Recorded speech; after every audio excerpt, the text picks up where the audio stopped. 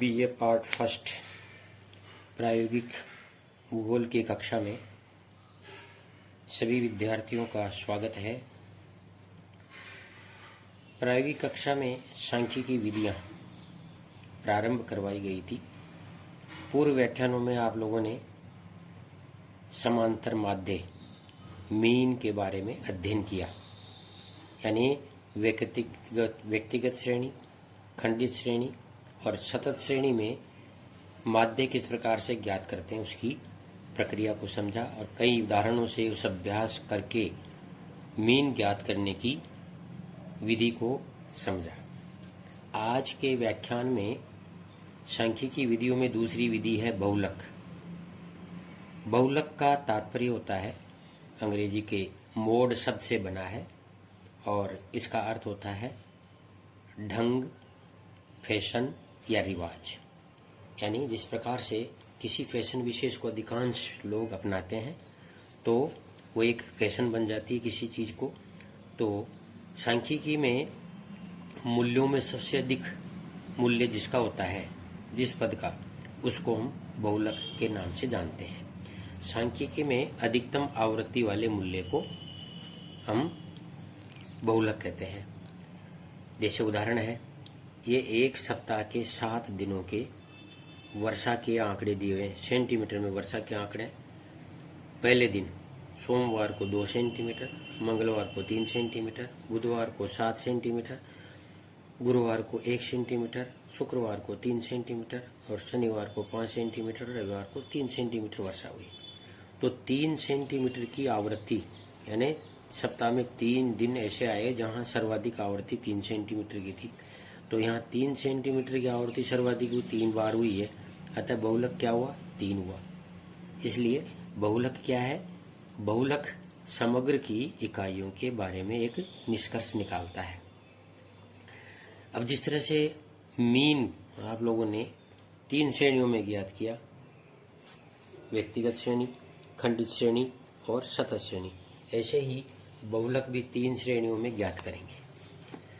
व्यक्तिगत श्रेणी में बहुलक ज्ञात करना, पहली विधि जो है व्यक्तिगत श्रेणी। यद्यपि व्यक्तिगत श्रेणी में आवर्तियां नहीं होती है, केवल पदमूल्य होते हैं, इसलिए व्यक्तिगत श्रेणी में बहुलक ज्ञात नहीं किया जा सकता। व्यक्तिगत श्रेणी को खंडित श्रेणी में बदल दिया जाए तो बहुलक ज्ञात कर सकते हैं। यानी जैसे अब इसको खंडित श्रेणी में बदल दिया जाए, इस श्रेणी को, ये तो है सप्ताह के नाम। अब इधर अपन कर दें वर्षा सेंटीमीटर में, 2, 4, 6, 8, और इधर कर दें वर्षा के दिन यानी आवृत्तियाँ, ये F और ये X। तो 2 सेंटीमीटर वर्षा के दिन कितने हैं? 1, 2, ये 2 दिन। 2 से यानी 4 सेंटीमीटर तक 1, 2, 3, 3। 6 सेंटीमीटर तक 1 और 8 सेंटीमीटर तक 1, 5 और 2, 7 दिन की ये खंडित श्रेणी बन गई। अब इसमें सबसे ज़्यादा आवृत्तियाँ कौन सी है? ये है 4 सेंटीमीटर तक वर्षा 3 दिन हुई, तो ये खंडित श्रेणी में बदल गई। इस तरह से हम बहुलक ज्ञात कर सकते हैं, परंतु व्यक्तिगत श्रेणी में हम बहुलक ज्ञात नहीं कर सकते हैं। तो उसको खंडित और सतत में बदलकर बहुलक ज्ञात किया जा सकता है। बहुलक ज्ञात करने की 2 विधियाँ हैं। एक है निरीक्षण के द्वारा, यानी जैसे उक्त उदाहरण में हम निरीक्षण करके देखा कि सर्वाधिक आवृत्तियाँ कितनी है? 3। कौन से पद में? दूसरे पद में, यानी 4 सेंटीमीटर। तो निरीक्षण से मालूम कर लिया कि सबसे अधिक आवृत्तियाँ 3 किस पद में है, वही बहुलक कहलाएगा। समूहन विधि, दूसरी विधि समूहन है। इसमें क्या करते हैं? आवृत्तियों के 2-2 के समूह बनाकर उनकी मूल्यों को जोड़कर कॉलम बनाते हैं। फिर दूसरा कॉलम 3-3 मूल्यों को जोड़कर बनाते हैं, और ऐसे समूह बनाकर और समूह के आधार पर जो टेली मार्क्स से ज्ञात करते हैं उसमें सबसे ज़्यादा आवृत्तियाँ जिस पद मूल्य में आती है वही बहुलक कहलाता है। तो हम दूसरी जो श्रेणी है खंडित श्रेणी, उसमें बहुलक ज्ञात करना सीखते हैं। खंडित श्रेणी में बहुलक ज्ञात करना। अब इसमें ये उदाहरण है, ये दिए हुए हैं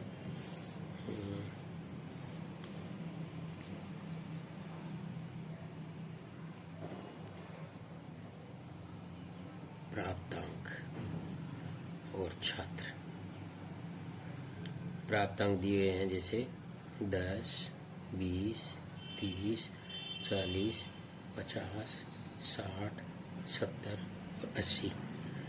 ये आवर्तियाँ 2, 4, 3, 7, 10, 7, 3, 7 ये छात्र हैं। अब एक विधि, ये जो उदाहरण दिया हुआ है इसमें ये 10 अंक प्राप्त करने वाले 2 छात्र हैं, 20 अंक प्राप्त करने वाले 4 छात्र हैं, 30 अंक प्राप्त करने वाले 3 छात्र हैं, 40 अंक प्राप्त करने वाले 7 छात्र हैं, 50 अंक प्राप्त करने वाले 10 छात्र हैं, 60 अंक प्राप्त करने वाले 7 छात्र हैं, 70 अंक प्राप्त करने वाले 3 छात्र और 80 अंक प्राप्त करने वाले 7 छात्र हैं। अब निरीक्षण विधि से ज्ञात करें, तो निरीक्षण विधि से सबसे अधिक जो आवर्तियां किसमें हैं, सबसे अधिक आवर्तियां 10 किसमें है, ये 50 के प्राप्त, यानी 50 अंक सबसे ज़्यादा 10 छात्रों के हैं। तो यहाँ निरीक्षण विधि से, निरीक्षण विधि से बहुलक क्या हुआ, बहुलक हुआ 50, क्योंकि निरीक्षण कर लिया सबसे अधिक आवर्ती यानी सबसे अधिक छात्र किसमें है, 50 के पद मूल्य में है 10, इसलिए यहाँ बहुलक हो गया 50। परंतु अब इसी उदाहरण को हम दूसरे कॉलम से देखते हैं, यानी हम इसको समूहन विधि से देखते हैं। तो समूहन विधि को हम इस तरह से कॉलम बना लेंगे, इस तरह से हम कॉलम खींचकर और इसमें समूहन विधि से करेंगे। तो पहले रो में ये समूह बनाएंगे 2-2 के, देखिए इधर 2-2 के समूह बनाएंगे, 4 और 2 को जोड़ेंगे 6, ये 3 और 7 को जोड़ेंगे 10, 10 और 7 को जोड़ेंगे 17, 3 और 7 को जोड़ेंगे 10। फिर दूसरे कॉलम में पहली संख्या को छोड़कर जोड़ेंगे, पहली संख्या को छोड़ देंगे 2 को, 4 और 3 7, ये 4 और 3 7, 7 और 10 17, ये 7 और 10 17, फिर 7 और 3 10, ये 7 और 3 10। अब एक संख्या रह गई, जुड़ेगी नहीं। तीसरे कॉलम में 3 संख्याओं को जोड़ेंगे, यानी ये 3 संख्या 2 4 3, तो 2 और 4 6 और 3 9, 7 और 10 17 और 7 24, ये 24। और इसके बाद संख्याएं 2 ही रह जाती हैं, 3 और 7। पहले 3 जोड़ ली, फिर अगली 3 जोड़ ली, इसके बाद 2 रह जाती, कॉलम ही नहीं बनता। फिर अगले में ये सेकंड कॉलम हो गया, ये थर्ड हो गया और ये फोर्थ। इसमें एक संख्या को छोड़कर और 3 जोड़ेंगे, 4 और 3 7 और 7 14, ये 14।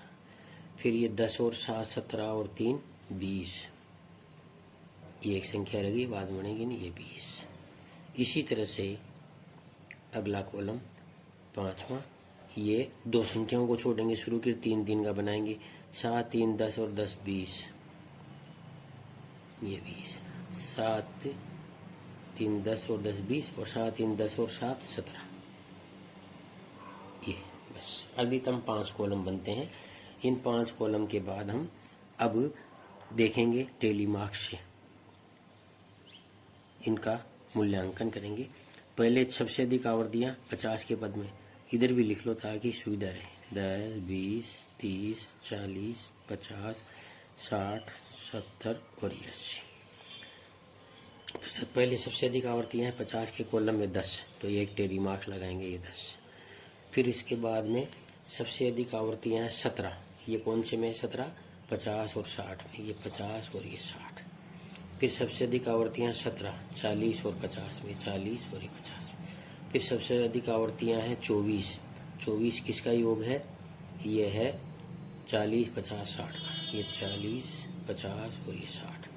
फिर सबसे अधिक आवर्तियाँ इसमें है 20, ये 20 किसका है, ये है 50 60 70, ये 50 60 और ये 70। फिर इसमें सबसे अधिक आवर्तियाँ हैं 20, ये है 30 40 50, 30 40 और ये 50। अब यहाँ सबसे अधिक आवर्तियाँ किस में आई, 6 50 में। यहाँ सर्वाधिक आवर्तियों का योग आवर्तियों का योग 6 50 के पदमूल्य में आया। अतः बहुलक, इसका निशान जेड है, बहुलक बराबर हुआ 50। इस तरह से हम बहुलक ज्ञात कर सकते हैं। एक उदाहरण और लेते हैं।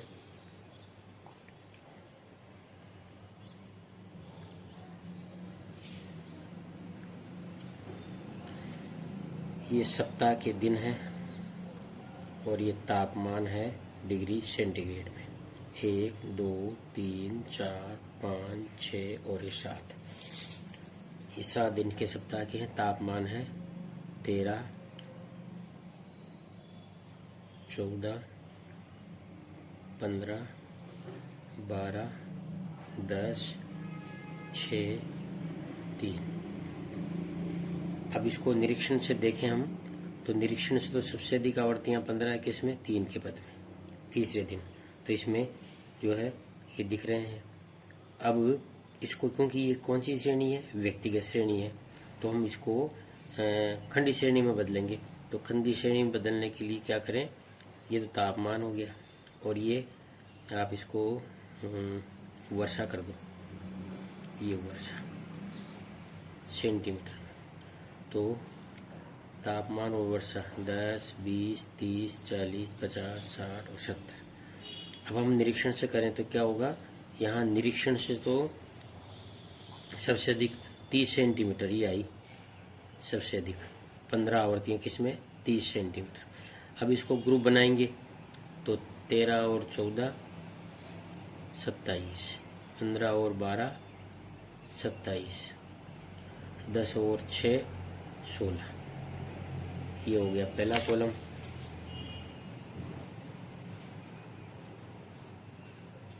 अब दूसरे कॉलम में एक संख्या छोड़कर दो का कॉलम बनाएंगे। 14 15 29, 12 और 10 22 और 6 और 3 9।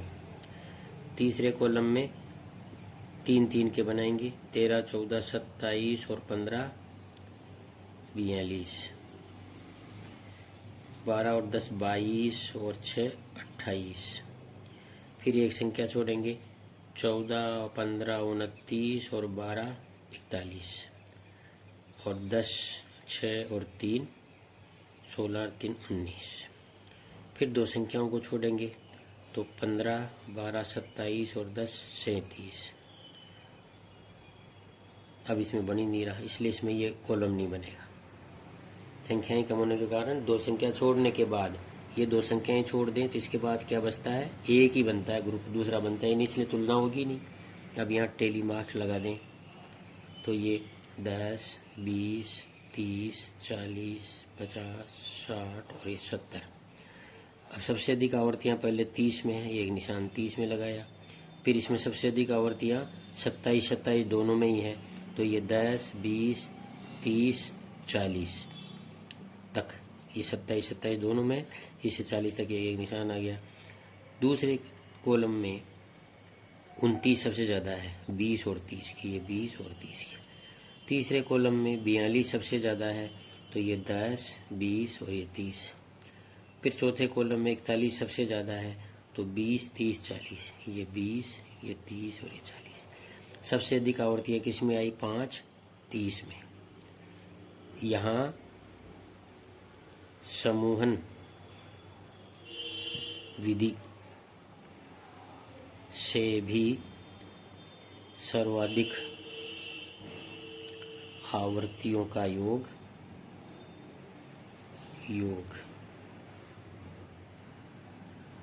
30 के पद मूल्य में आया। अतः जेड बराबर हो गया 30। यहाँ भी 30 था जेड निरीक्षण से, और समूहन से भी 30 आया, इसलिए हम इसे दोनों से तुलनात्मक रूप से बहुलक ज्ञात कर लेते हैं। ये खंडी श्रेणी में बहुलक ज्ञात करने की विधि है। एक तो निरीक्षण से देख लेते हैं, फिर ये समूह बनाते हैं। समूह में पहले 2 के समूह बनाते हैं, फिर 3 के समूह बनाते हैं, फिर इनकी टेली मार्क्स से इन समूहन की आवृत्तियों को योग कर लेते हैं। जिस योग में पद में सबसे ज़्यादा योग होता है उसी को बहुलक कहा जाता है। ये है आज बहुलक याद करने की विधि। बहुलक याद करने की खंडित विधि के बारे में, खंडित श्रेणी में जो विधि याद करते हैं उससे बताया। अब अगली कक्षा में आप लोगों को शतक श्रेणी में बहुलक याद करने की प्रक्रिया को समझाएंगे। तब तक के लिए धन्यवाद।